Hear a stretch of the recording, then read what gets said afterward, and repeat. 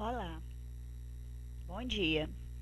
Aqui estamos para iniciar a nossa aula de odontologia para portadores de necessidades especiais ou para pessoas com deficiência. Hoje vamos abordar desvios psíquicos, que segue aquela classificação didática que já vínhamos estudando.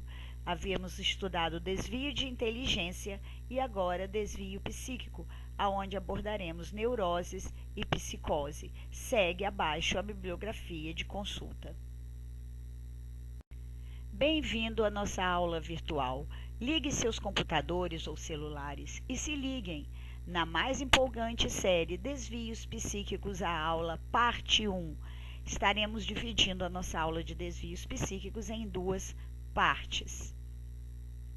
A nossa palavra-chave seguirá um sistema um pouco diferenciado por ser aula virtual. Então, elas serão abordadas em um questionário no AVA, onde vocês poderão responder de acordo com as nossas falas nas palavras-chave 1 e 2, e de ego e superego, neurose versus psicose. A palavra-chave do aluno ficará dispensada momentaneamente. Poderíamos aqui perguntar qual a diferença entre o animal e o homem. E com certeza vocês teriam inúmeras situações para colocar. Uns achariam que era a sensibilidade, outros achariam que era o raciocínio, outros achariam que era a convivência social, enfim, todos nós temos conhecimentos de várias diferenças entre o animal e o homem. Porém, a principal delas é a que nós veremos a seguir. Sabemos que id, ego e superego faz parte de uma estrutura da personalidade estudada por Freud, que nos dá a capacidade de convivermos em sociedade e vivermos perfeitamente dentro de uma estrutura que nos faz conduzir a nossa vida dentro de um padrão sociável. Quando temos o id, ego e superego alterado, não conseguiremos enxergar a pessoa como normotípica, e sim com alguma quebra dessa estrutura, ocasionando problemas diversos. Para efeito de curiosidade, Freud foi um médico austríaco extremamente dedicado à personalidade humana, à capacidade de reconhecimento do outro e dele próprio. Então, essa estrutura da personalidade foi extremamente estudada e divulgada por ele e aceita até hoje em nosso dia a dia, nos pacientes e nas pessoas. Para brincar um pouquinho, não é à toa que quando nós nos deparamos com pessoas de personalidades muito extremas ou com pessoas com comportamentos muito diferenciados, a gente brinca, só Freud para explicar. E realmente ele estudou a fundo o ser humano na parte da psicanálise. A metapsicologia ou metapsicanálise é a relação entre esses três sistemas, id, ego e superego. Quando eu tenho esse sistema em equilíbrio, eu tenho um indivíduo com a personalidade formada e apta a conviver em sociedade. Quando eu tenho essa relação diferenciada do padrão, eu tenho então os desvios psíquicos. Então eu tenho o id pressionando o ego, assim como o superego também pressionando o ego. E eu tenho então aí uma personalidade aparentemente ou consequentemente sadia.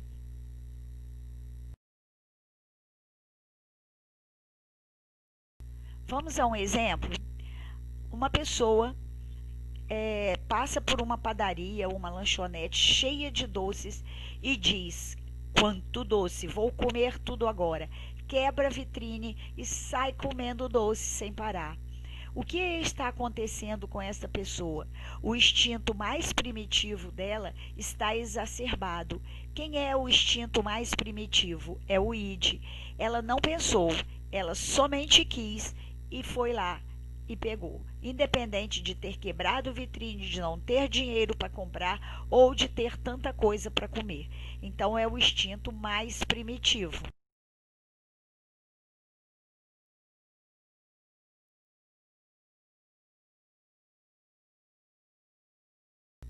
Epa, peraí, será que vou aguentar? É muito açúcar, minha gente. O que significa isso? Houve aí uma censura ao ID, né? Uma pequena censura ao ID. Não, peraí, não vamos comer tudo isso. Não vou sair quebrando vitrine. Não, não vou comer tudo isso. Quem atuou? O ego censurando o ID.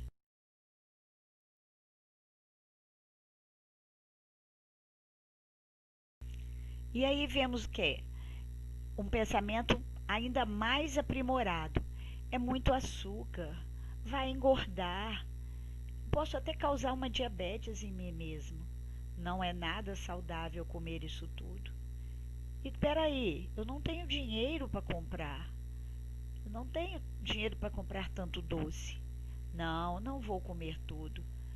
Como um ou outro, nada de exagero. O que significa? Significa que o ego, o superego, ele foi ali e filtrou ainda mais aquela censura.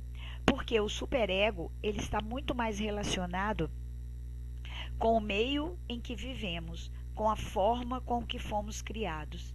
Então eu tenho aqui, neste caso, uma elaboração ainda maior da censura.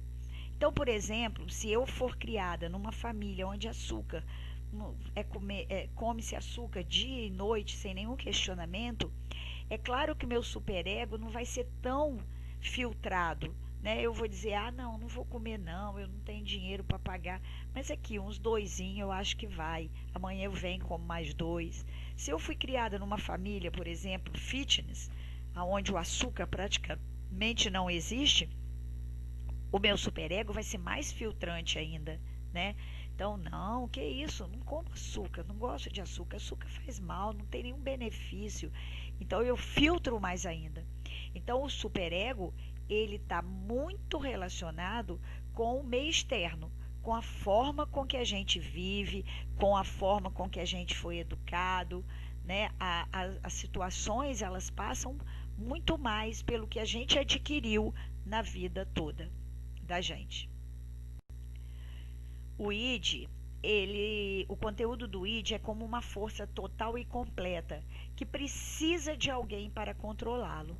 Então o ID, como é tão primitivo, que a gente adquire lá quando a gente nasce, quando a gente chora e que a mãe dá o que comer, conforme o nosso sistema nervoso vai se desenvolvendo, conforme a nossa percepção do mundo vai acontecendo, nós vamos entendendo que muitas vezes só chorar porque está com fome não nos traz a comida. Às vezes a gente tem que entender que a comida está sendo feita, que vai ter que esperar com fome ou não. Então tudo isso é o que? É o id sendo controlado pelo ego, né? Então, na verdade, o id ele necessita do controle do ego. O ego, ele freia os impulsos do id. O ego é a parte da personalidade que está em contrato direto com a realidade externa. Então, a função dele é filtrar os estímulos externos, armazenando informações sobre eles na memória e aprendendo a lidar com tais estímulos. Então, o ego, ele aprende que aquilo é errado externamente, né? E filtra o id. Então, a função do ego é quase que especificamente filtrar o id através do armazenamento daquilo que aprendeu exteriormente. O superego. O superego, ele se desenvolve a partir do ego. Emprega a função de sensor sobre as atividades e pensamentos.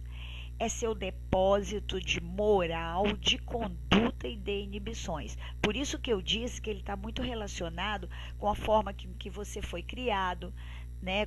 Se você tem criado numa família com muita ética, muita religião ou menos religião, com culturas diferentes, né? Se você observar que no mundo existem muitas culturas diferentes que interferem no comportamento das pessoas. Então, o superego, ele está relacionado a isso. Vamos dizer assim, se eu sou criada numa família onde a promiscuidade é um fator muito comum, quando eu tiver que filtrar alguma situação dessa natureza, com certeza o meu filtro vai ser bem menor do que de uma família, por exemplo, que é criada num alto grau de religião, né? Tipo, vestir roupa comprida, não usar pintura, maquiagem, não. Então essas pessoas, o grau delas do superego é extremamente bloqueante do ego. Então, o superego ele vai muito da forma como a pessoa vive a sua própria vida. E aí ela vai filtrar ou censurar o ego de acordo com o que ela tem, que ela construiu durante a sua vida. Então, o superego é seu depósito de moral, de conduta e de inibições. Então, a energia que aciona o sistema é o id, é o lado mais primitivo e instintivo. O ego existe quase como meio termo, lidando com o id e o superego. Então, esse sistema tem que estar colocado desta forma para que eu tenha um indivíduo normotípico. Qualquer situação de quebra desse sistema, eu tenho um indivíduo com algum tipo de desvio psíquico.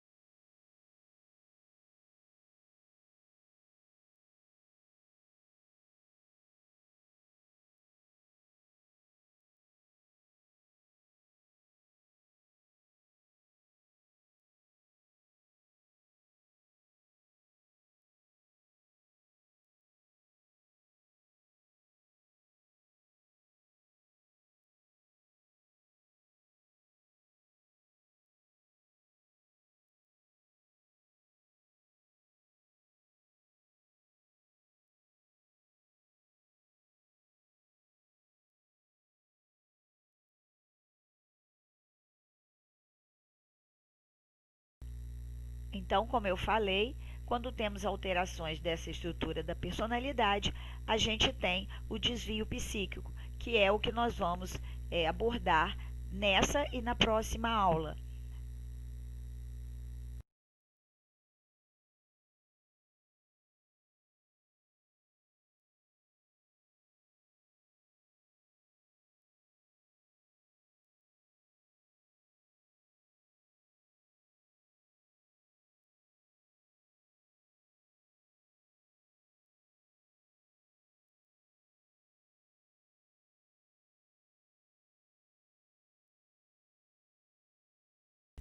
Os desvios psíquicos, eles são divididos em neuroses e psicoses.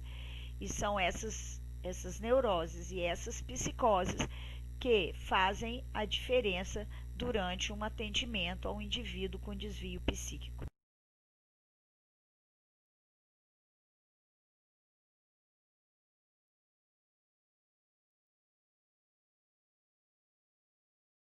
Neurose. A neurose podemos afirmar que na neurose o indivíduo perpassa a linha divisória entre o controle e o descontrole, mas é capaz de retomar o domínio sobre si e a situação tão logo termine o que ocasionou. Normalmente a neurose ela é oriunda de uma fobia ou medo patológico incontrolável e imprevisível, porém sem perda da realidade. Vamos a um exemplo.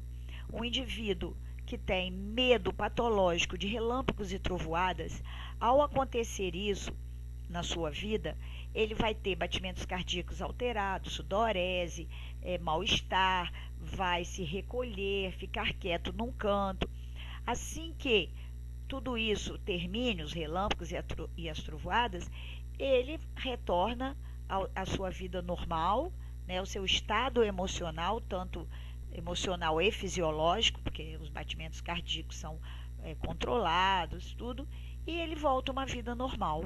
Então, na neurose, a pessoa tem fobia e tem medo patológico, porém, tem retorno da realidade assim que acabe a situação.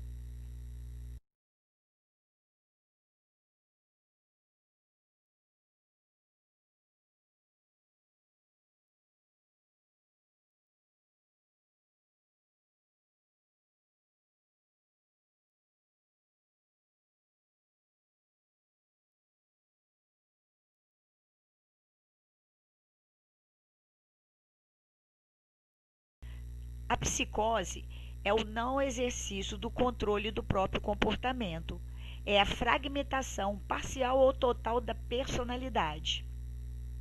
Então, eles também apresentam fobia, como na neurose. Porém, eles acreditam nas fantasias e alucinações que desenvolvem. Voltando ao exemplo do trovão, assim que começa relâmpagos e trovoadas, o indivíduo com psicose também tem as fobias, os medos, os pavores. Porém, um exemplo bem característico é quando houve o trovão, pode imaginar que é uma pedra caindo na sua cabeça, segura a cabeça, grita com medo. Se vê o relâmpago, começa a dizer que um raio entrou no seu coração, que está saindo sangue. São exemplos que eu estou dando sobre a neurose e a psicose. Então, a psicose, quando eu vejo todo esse quadro, eu tiro o seguinte, que o indivíduo tem os medos, as neuroses, as fobias, porém com perda da realidade na psicose. Então, eles têm o medo e, ao mesmo tempo, eles têm as alucinações que aumentam esse quadro de pavor. Então, qual é a diferença? Neurose, fobia sem perda da realidade. Psicose, fobia com perda da realidade. O tratamento de indivíduos com neurose pode promover reflexão para diminuir a sua ansiedade. Eles aceitam feedback. Então, se eles têm pavor, por exemplo, de anestesia, você pode estar conversando com ele, fazendo um feedback, dizendo a ele: olha, se eu passar um anestésico tópico na sua gengiva, provavelmente você não vai sentir a pulsão. Ele pode retornar, mas eu não gosto nem de ver agulha. Aí você pode falar: não, mas aqui a gente tem um protetor, você não vai ver a agulha. Então, aceita o feedback. Você consegue, na neurose, fazer uma reflexão com o indivíduo. Para nós, é importante porque durante o tratamento, se o indivíduo tem uma característica de neurose, você consegue realizar essa conversa, mesmo que extensa.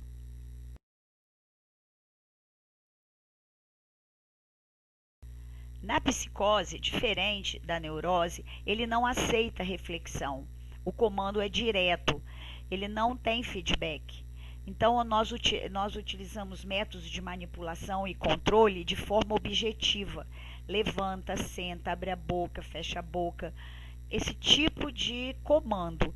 Agora, evitar totalmente conversações extensas, porque eles a psicose não aceita feedback, ok?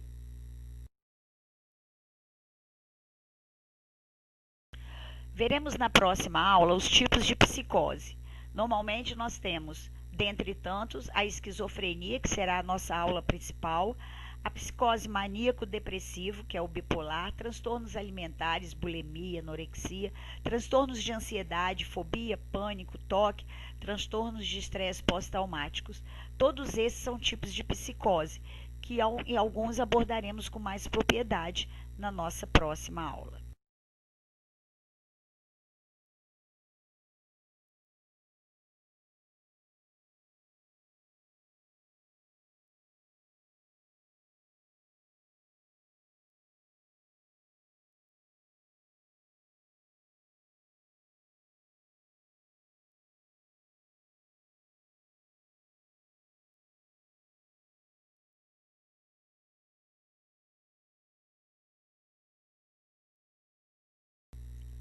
E assim chegamos ao fim do nosso primeiro episódio.